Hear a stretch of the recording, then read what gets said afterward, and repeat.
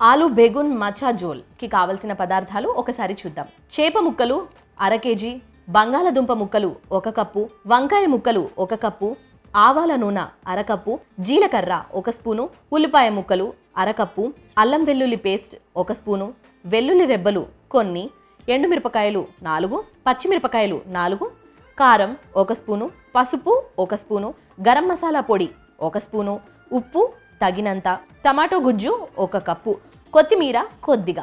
ఆలు బేగన్ మచా జోల్ తయారు చేసుకునే విధానాన్ని ఇప్పుడు ఒకసారి చూద్దాం.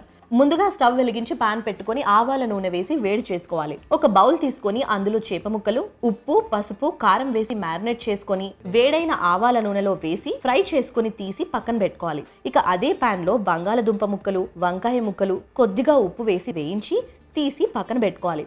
తరువాత కొన్ని వెల్లుల్లి రెబ్బలు, ఎండుమిర్చి, పచ్చిమిర్చి, ఉల్లిపాయ ముక్కలు, అల్లం వెల్లుల్లి పేస్ట్, జీలకర్ర వేసి వేయించుకోవాలి. తరువాత పసుపు, కారం, గరం మసాలా పొడి, టమాటో గుజ్జు, సరిపడా నీళ్లు పోసి బాగా మిక్స్ చేసుకొని అందులో ముందుగా వేయించిన బంగాళదుంప, వంకాయ ముక్కలు, అలాగే చేప ముక్కలు, కొత్తిమీర వేసి మూత పెట్టి లో ఫ్లేమ్లో 10 నిమిషాల పాటు ఉడికించుకోవాలి. మసాలాలో చేప ముక్కలు బాగా ఉడికాక స్టవ్ ఆపి సర్వింగ్ బౌల్లోకి తీసుకుంటే ఆలు బేగన్ మచా జోల్ రెడీ.